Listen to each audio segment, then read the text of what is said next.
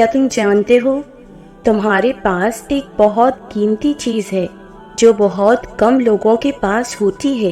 اللہ وہ چیز بس اسے دیتا ہے جنہیں وہ پسند کرتا ہے اور اپنے قریب کرنا چاہتا ہے۔ پتہ ہے وہ کیا ہے؟ دوسروں کی تکلیف کا احساس اور دعا کی توفیق۔ دعاؤں کا جواب نہ ملنے کے بعد بھی اللہ پر یقین اور صبر، اور یہ بہت خاص چیزیں ہیں۔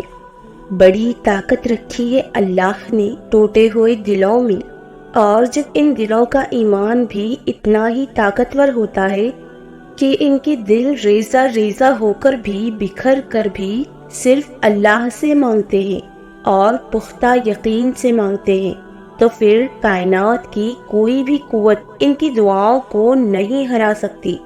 پھر ان کی زبان جو کہتی ہے اللہ اسے ممکن کر کے رہتا ہے۔ دوسروں کی تکلیف کا احساس، دعا کی توفیق، دعا کا جواب نہ ملنے کے بعد بھی اللہ پر یقین اور صبر، یہ بہت ہی خاص چیزیں ہیں۔ اگر تمہارے پاس ان میں سے کوئی ایک بھی چیز ہے تو تم بہت امیر ہو اور اللہ کے پسندیدہ ہو، اور اگر ان میں سے کچھ نہیں تو تم خالی ہو۔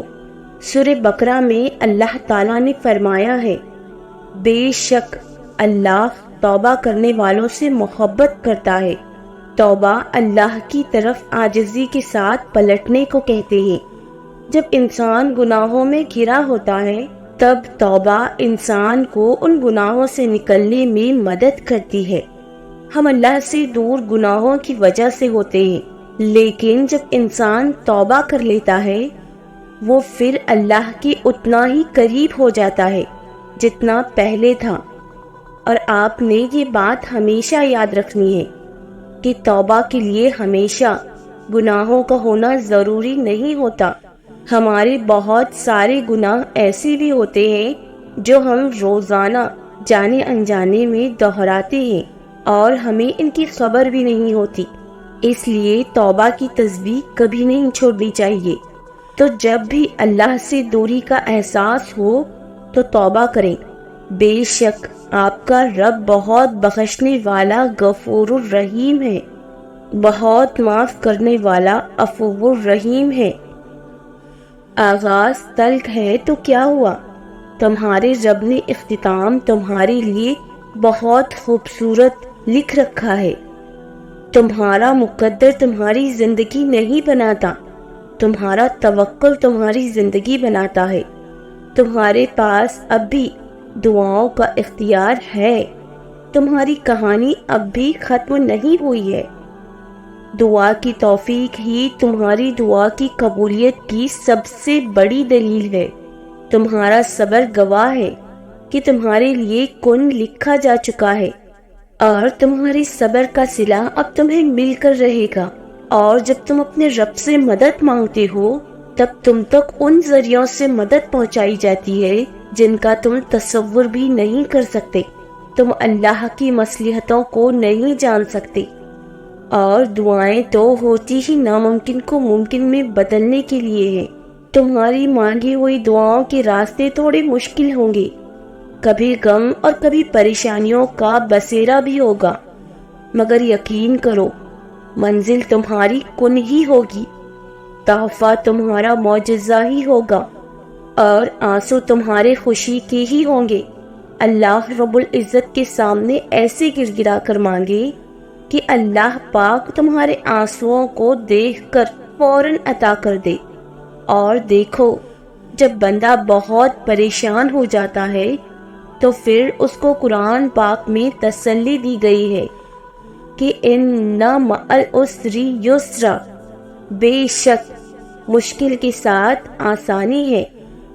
تہجد بہت افضل عبادت ہے، تبھی یہ فرض نہیں کی گئی، کیونکہ فرض عبادات تو انسان اکثر خوف سے یا یہ سوچ کر پڑھتا ہے کہ اس کا روز محشر سوال کیا جائے گا، مگر تہجد انسان ہر ڈر سے آزاد ہو کر پڑھتا ہے۔ تہجد عشق کی نماز ہے، اور بس یہ سوچ کر پڑھی جاتی ہے کہ آج اللہ سے ملاقات کرنی ہے۔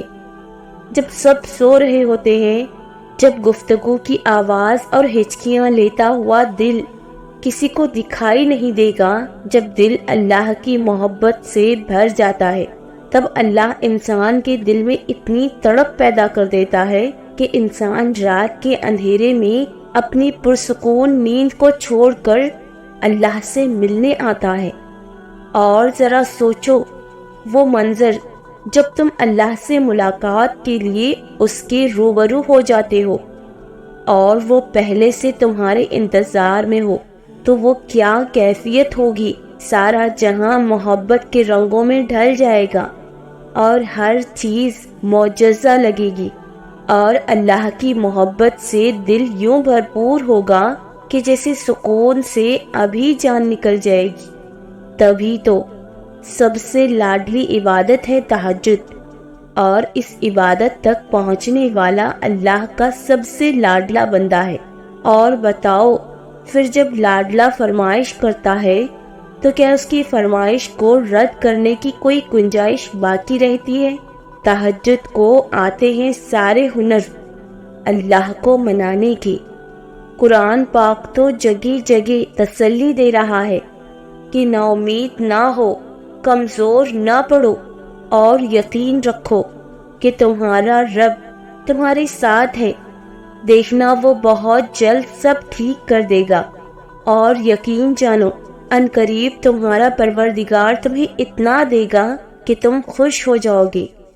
کتنا اچھا ہے کہ اللہ کو وضاحتیں نہیں دینی پڑتی، کتنا اچھا ہے کہ وہ بن کہے سن لیتا ہے، وہ بس دل دیکھتا ہے، اور دل دیکھ لے تو پھر دل پھیر دیتا ہے۔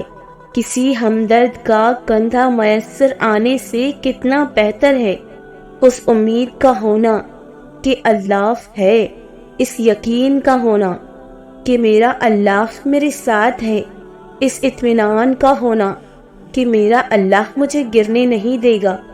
اور اپنے رب سے چپکے چپکے باتیں کرنا، اپنی من پسند چیزوں کی فرمائش کرنا، اس کے بعد اپنی مانگی ہوئی چیزوں کے ملنے کا انتظار کرنا، اپنی دعاؤں کی قبولیت کا یقین کرنا، اور اپنے اللہ پر بھروسہ کرنا، یہ سب وہ احساس ہیں جو اللہ کے ساتھ تعلق مضبوط کرنے کی بنیادی وجہ ہیں۔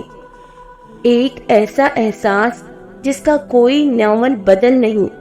اس دنیا کا سب سے خوبصورت احساس ہے یہ کہ اللہ ہی محبت ہے۔ میں اگر اللہ کو بیان کرنا چاہوں تو میرے نزدیک وہ لفظ محبت اور عشق ہوگا، یا شاید یہ بھی بہت چھوٹے الفاظ ہیں۔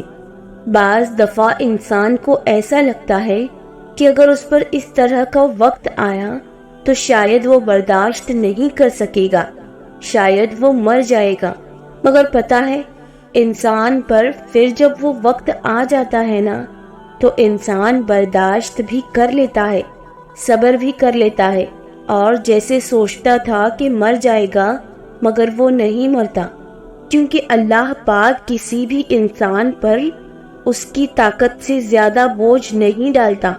شاید یہ اس کا ایمان ہی ہوتا ہے جو اسے ڈگمگانے نہیں دیتا، شاید یہ اس کا ایمان ہی ہوتا ہے جو اسے ڈگمگانے نہیں دیتا، جو اسے گرنے نہیں دیتا۔ تو یاد رکھیں، اس دنیا کو ایک آزمائش گاہ ہی سمجھ کر جئیں۔ یہاں کون سا ہم نے ہمیشہ رہنا ہے، یہ تو امتحان کی جگہ ہے۔ بس اپنا کام پورا کرنا ہے، اپنے اعمال اچھے بنانے کی کوشش کرنی ہے، اور دنیا سے رخصت کر جانا ہے۔ جب اللہ کو کسی انسان کا سجدہ کرنا پسند آ جاتا ہے تب وہ خود ایسے اسباب بناتا ہے کہ انسان سجدہ کرنے پر مجبور ہو جاتا ہے۔ اور اگر کسی چیز کا خیال آپ کے دل سے نہیں نکل رہا ہے جسے آپ بھولنا چاہتے ہو تو سمجھ جائیں کہ وہ آپ سے اس خیال کے ذریعے رابطہ بحال رکھنا چاہتا ہے۔ آپ کے مانگنے کی تڑپ اسے پیاری لگتی ہے، بس پھر جو سجدے میں گر جاتا ہے اور اللہ کی محبت کی لاج رکھتا ہے پھر اللہ بھی اس کی محبت کی لاج رکھتا ہے۔ بکھرنا عارضی ہوتا ہے، پھر اس رب کا سمیٹ لینا مستقل ہو جاتا ہے۔ اپنے غموں کو اللہ سے جوڑنا کتنا پرسکون ہے نا، نہ کچھ کھو دینے کا ملال، نہ کچھ پانے کی فکر، پھر چاہے کشتی منجدھار میں ہی کیوں نہ ٹہری ہو۔ جب یقین کی سرحدوں پر مومن کھڑا ہو تو لڑکھڑاتا نہیں ہے، اور اللہ پر یقین کرنے کے بعد کوئی سوال بچتا ہے کیا؟ جیسے اس کی رحمت لامحدود ہے، اس کا ظرف بھی لامحدود ہے۔ بس اپنے ٹوٹے ہوئے ٹکڑوں کو سمیٹو اور خالق کی سمت بڑھتے جاؤ، خالق خود ہی نپٹ لے گا تمام دکھ درد سے۔ مومن کبھی غمزدہ یا نا امید نہیں ہوتے، نہ ہی رب کی ذات سے بدگمان ہوتے ہیں۔ اس کی قرب کی منزل گمان سے بھی آگے جاتی ہے۔ جو تم نے مانگا وہ نہیں ملا تو کیا ہوا، اس کی پسندگی تو مل گئی نا، اور جسے اللہ چن لے اسے کون ٹھکراتا ہے بھلا۔ جب اللہ تمہارے دل میں کسی کا خیال پیدا کرتا ہے تو وہ چاہتا ہے کہ تم اسے مناؤ، اسے وہ چیز تمہیں دینے پر آمادہ کرو، بار بار اسے پکارو، بار بار جھولی پھیلاؤ تاکہ وہ کن فرمائے اور تمہاری فرمائش پوری کر سکے۔ تمہارا اللہ تمہاری ہر ظاہری اور پوشیدہ حالات سے واقف ہے۔ بھلے ہی لوگ تمہیں نہیں سمجھتے، لیکن وہ تمہیں خوب سمجھتا ہے، اور وہ ہمیشہ تمہارے ساتھ ہے۔ جو آنسو تم رات کی تاریکی میں خاموشی سے بہا رہے ہو، جو تکلیف تمہارے دل کو بے قرار کیے ہوئے ہے، وہ رب اس سب سے واقف ہے۔ تم سے بے پناہ محبت کرنے والا رب تمہیں کیسے روتا ہوا دیکھ سکتا ہے؟ تمہارے لیے معجزے ہوں گے، اس کا کن تمہاری تمام تکلیفوں کو مٹا دے گا۔ ایک روز تمہارا یہ درد ختم ہو جائے گا۔ بس ابھی صبر کرنے کا وقت ہے، تم صبر کرو، وہ انجان نہیں ہے تمہاری سسکیوں سے، وہ الباطن ہے۔ بس تھوڑا صبر اور تم دیکھو گے اپنے نصیب کا بدلتا ہوا پہلو۔ تاریک رات کے بعد کا سورج تم دیکھو گے، اور وہ بہت خوبصورت اور قریب ہے۔ پھر تم اس کی رضا کے لیے اپنی جس خواہش کو رد کر دیتے ہو، وہ اسی خواہش پر راضی ہو کر اسے تمہارا مقدر بنا دیتا ہے۔ اے اللہ، مجھے ہدایت دے کر ان لوگوں میں شامل فرما جنہیں تو نے ہدایت سے نوازا ہے۔ مجھے عافیت دے کر ان لوگوں میں شامل فرما جنہیں تو نے عافیت بخشی ہے۔ میری سرپرستی فرما کر ان لوگوں میں شامل فرما جن کی تو نے سرپرستی کی ہے، اور جو کچھ تو نے مجھے عطا کیا ہے اس میں برکت عطا فرما، اور جس شر کا تو نے فیصلہ فرما دیا ہے اس سے مجھے محفوظ رکھ۔ یقیناً فیصلہ تو ہی صادر فرماتا ہے، تیرے خلاف فیصلہ صادر نہیں کیا جا سکتا، اور جس کا تو سوالی ہو وہ کبھی ذلیل و خوار نہیں ہو سکتا۔ اے ہمارے رب، تو بہت برکت والا اور بہت بلند و بالا ہے۔ آمین۔